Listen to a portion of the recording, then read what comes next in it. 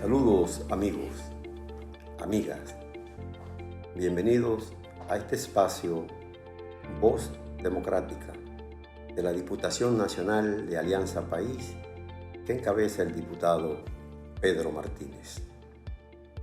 Hoy contamos con la presencia para todos ustedes del maestro José Vázquez, director del Instituto de Investigaciones Antropológicas, el INDIA, de la Universidad Autónoma de Santo Domingo. También historiador de la ciudad de Santo Domingo y profesor de la academia.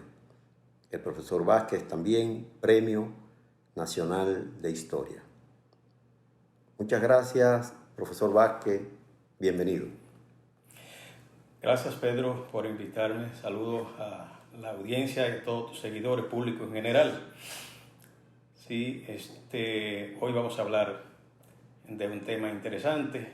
Me has solicitado que hablemos acerca del proceso de independencia, sobre la verdadera independencia, sobre los conceptos que se vierten acerca de la verdadera independencia. Pienso que entonces eso es un tema muy complicado porque decir que hay una verdadera implícitamente se está diciendo que hay una falsa, ¿no? Efectivamente, de todas maneras existe esa controversia acerca de la independencia de la República. Nosotros tenemos una independencia que se proclamó en el año de 1821, ¿no es cierto? Cierto. Posteriormente, la de 1844, que se perdió. Y posteriormente, la de 1863, que es la restauración de la República. Ante esa controversia, ¿cuál es la independencia? Cierto. Cuando se ha emitido juicios preferenciales respecto a una sobre la otra, evidentemente yo lo asumo como una manera implícita de discriminar la una frente a la otra. Es decir, si tú dices la verdadera independencia es la que se proclama el 11 de julio de 1865 a raíz del Pacto del Carmelo, pacto a través del cual se retiran las tropas españolas del país, entonces si tú dices que esa es la auténtica, tú estás diciendo que la proclamación de la separación e independencia que parte del proyecto de constitución, del proyecto liberal de Juan Pablo Duarte, el más auténtico proyecto de independencia y en el cual se inspira la del 63-65, entonces tú estás errando conceptualmente. Por eso yo pienso que el proceso de independencia hay que verlo como tal, como un proceso, como un proyecto, que se va a consolidar en cada uno de estos momentos estelares a partir de los cuales el pueblo dominicano se ha manifestado en favor de su libertad, de su soberanía, de sus derechos, de su felicidad.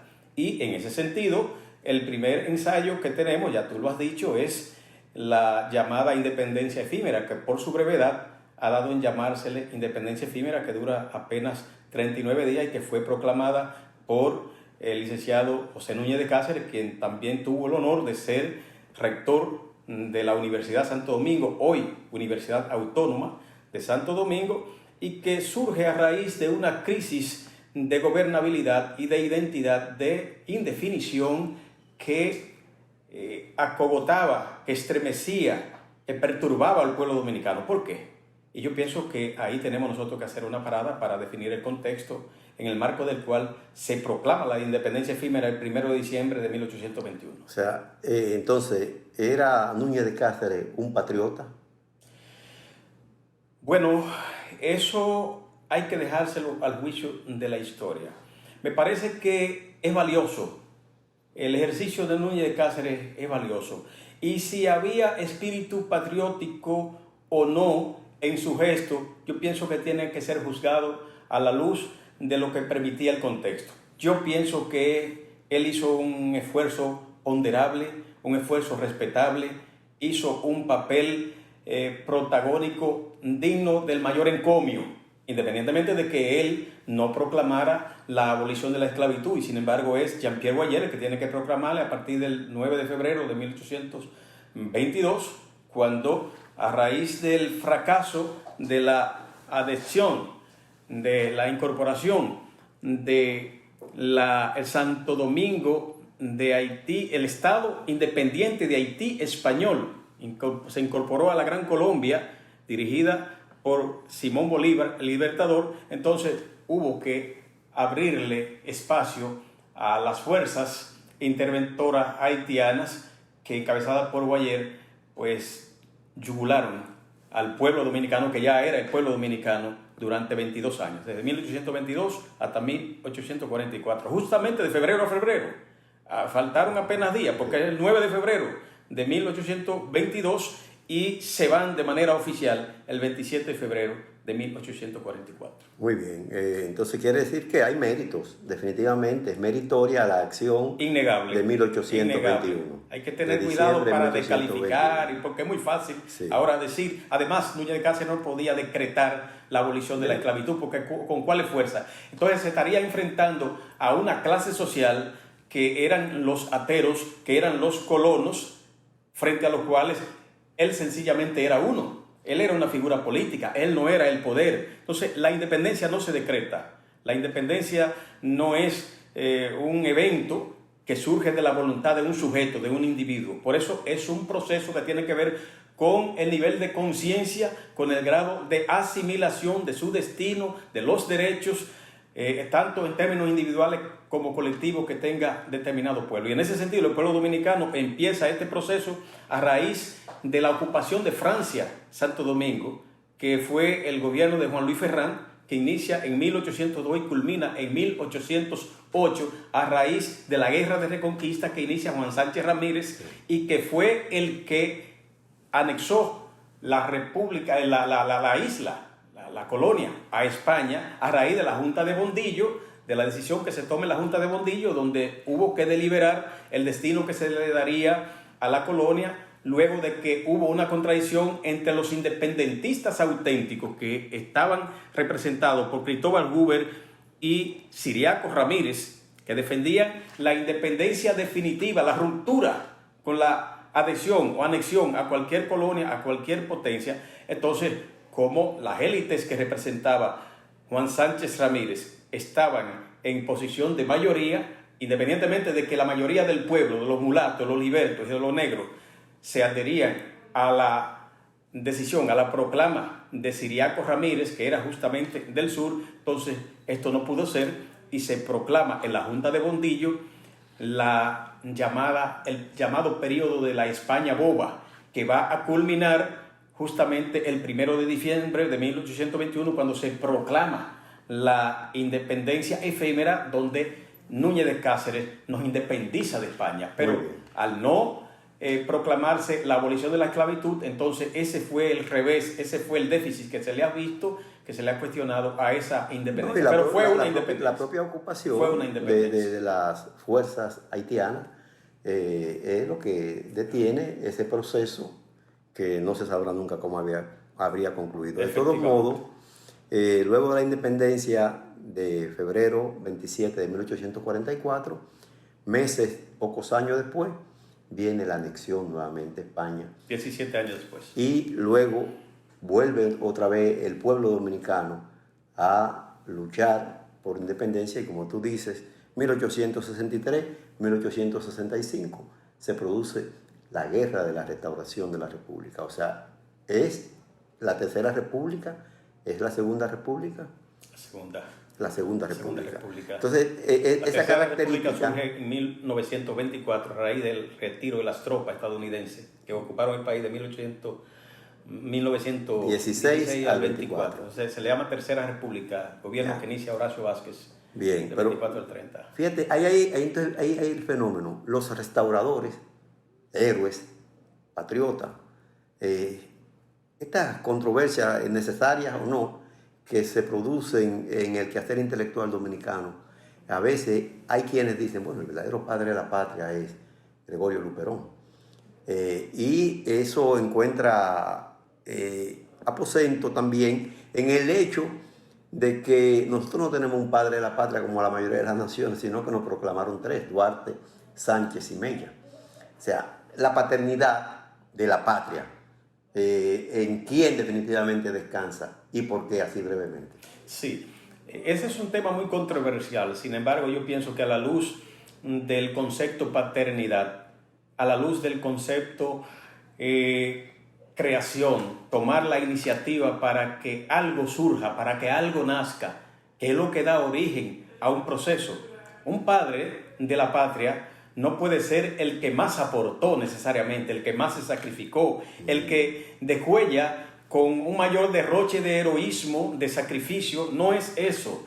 Hay que entender que la obra de Sánchez, la obra de Mella, la obra de Luperón, luego la obra de Manolo, la obra de Camaño son extraordinarias. Pero si nosotros vamos a juzgar la condición de padre de la patria en función de la extraordinariez del rol que ha jugado en su momento, por lo estelar que fue el acontecimiento que representó, el proceso que encarnó. A propósito, hoy es el día del fusilamiento, el asesinato de Francisco Alberto Camaño en Caracoles. Entonces nosotros llegaríamos a la conclusión de que hay que tener muchísimos padres de la patria. No, yo pienso que, y eso lo digo con toda responsabilidad y lo he estado reivindicando, y se puede discutir, se puede debatir, no es tan sencillo, porque ya Lili, ya la politiquería, ya el clientelismo ha contaminado el concepto paternidad. Y en lugar de Duarte introdujeron dos, a Sánchez y Mella. Sánchez y Mella son dos próceres, dos héroes, dos patriotas que cometieron errores, claro, más que Duarte, pero no es por eso, no es porque cometieran errores que no tienen la categoría de padre de la patria, es que no fueron ellos los que concibieron el proyecto liberal, democrático liberal, para independizar, para crear la República Dominicana. Eso lo concibió uno que se llama Juan Pablo Duarte. Y hay todo un legado la teórico. Bandera, claro, eso es de Juan Pablo Duarte. El sentido de lo que es una nación. Ese es el padre de eso. Mira, Vázquez, es también oportuno que en este momento nosotros hablemos un poquito de las alianzas que hubieron de producirse para que se produjera el proceso, sobre todo de independencia de los haitianos en 1844. Hay una serie de alianzas que terminan dejando el poder en manos de los sectores más conservadores. Pero esas alianzas fueron necesarias, se justifican, debieron haberse evitado, haciendo un símil histórico que necesariamente no es objetivo.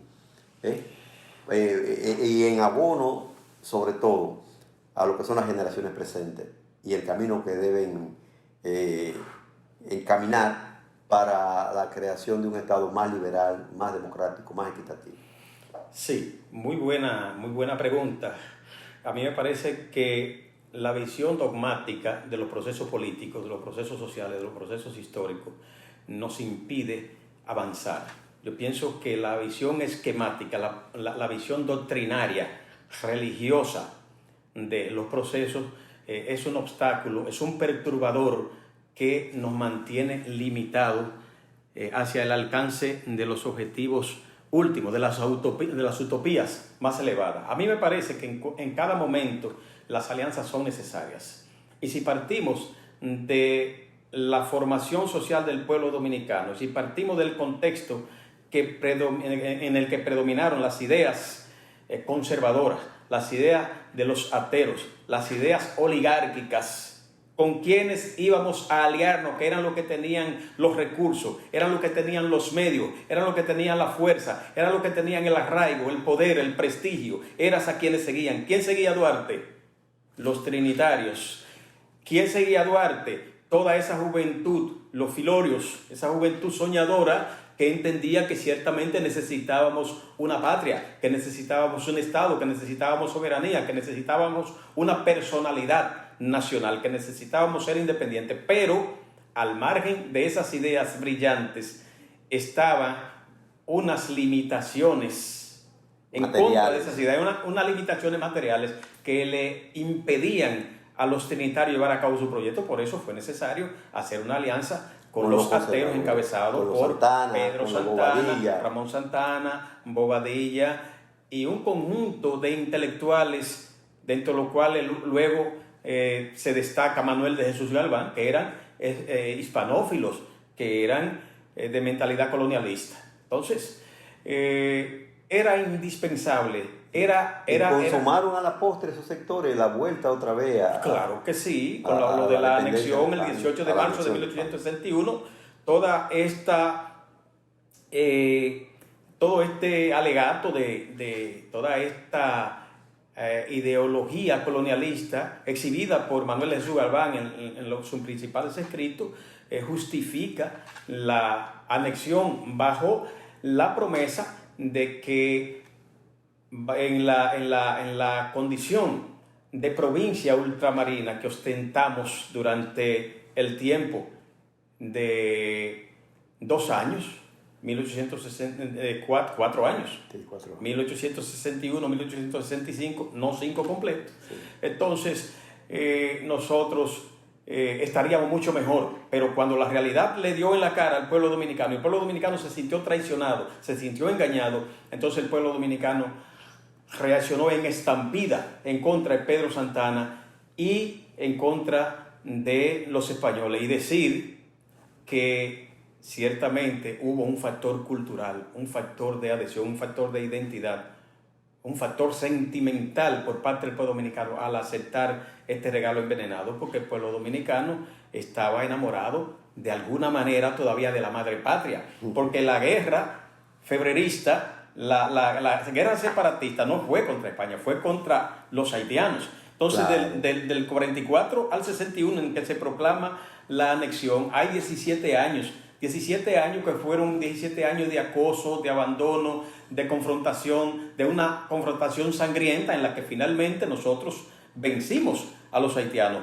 Todas las batallas se le ganaron, pero estaba todavía el fenómeno sentimental de adhesión, la hispanidad, toda la cultura, un conjunto de aspectos. Los actos donde se añoraba, claro, donde se añoraba incluso hasta el esclavista patriarcal. Llegó a añorarse. No se quería ser absolutamente libre, porque era una libertad muy contaminada la que nos ofrecieron los haitianos cuando llegaron aquí, que repartieron mediante el código agrario, repartieron las tierras, y los esclavos pasaron a ser propietarios, pasaron a formar el campesinado. Sí. Ahí se cumple una sentencia, haciendo paralelismo con una sentencia marxista, que el capitalismo crea sus propios sepultureros, que son los obreros. Entonces ahí los invasores haitianos crearon sus propios sepultureros, que fueron los campesinos. O sea, esos fueron. Sí, esos criollos. Esos fueron los que... Ya en el minuto final, un mensaje para, sobre todo, la juventud. Bueno, me parece que la juventud tiene que ser la principal receptora de estos procesos, de estas reflexiones, porque la historia de la humanidad se comporta a partir de una acción protagónica de la juventud. Son los jóvenes, la clase media, el campesinado, los obreros, los estudiantes, lo que han producido las transformaciones, lo que han marcado un antes y un después en los procesos. En ese sentido, en la República Dominicana, en cada etapa, en cada coyuntura, y esta es una coyuntura estelar, a mí me parece que la juventud necesita empoderarse y necesita empujar la rueda de la historia en el sentido de que la democracia pase del dicho al hecho. Ya no basta que se nos diga que somos un Estado independiente, que somos un Estado liberal, que somos un Estado democrático, cuando tenemos símbolos autoritarios, despóticos, reposando en el panteón nacional con nuestros próceres, con nuestros héroes y con nuestras víctimas. Nosotros hemos dicho en este mismo Congreso, en intervenciones que hemos hecho, que la ceniza, los despojos mortales de Pedro Santana tienen que ser exhumados del panteón nacional, no porque Pedro Santana pues sea una amenaza porque él murió, pero esa lo que simboliza, lo que representa esa imagen nefasta de la memoria de Pedro Santana morando en el Panteón Nacional, es un mal mensaje para la juventud, es un mal ejemplo. Yo pienso que hay que garantizar que la juventud se oriente por el mejor camino, en el sentido de atesorar como sus héroes, como sus próceres, a los verdaderos patriotas. Muchas gracias, profesor José Vázquez. Esta ha sido una conversación excelente que ha de servir para que todo el pueblo dominicano, y como hemos dicho al final, para que la juventud adquiera conciencia de los procesos históricos y de la real necesidad de los cambios en la República Dominicana. Muchísimas gracias, Pedro Martínez, y cuantas veces requiera mi colaboración, aquí estaremos para contribuir en lo que humildemente podamos para esclarecer los procesos históricos y sociales. No olviden seguirnos en nuestras redes sociales. En Instagram, Pedro Martínez, _RD.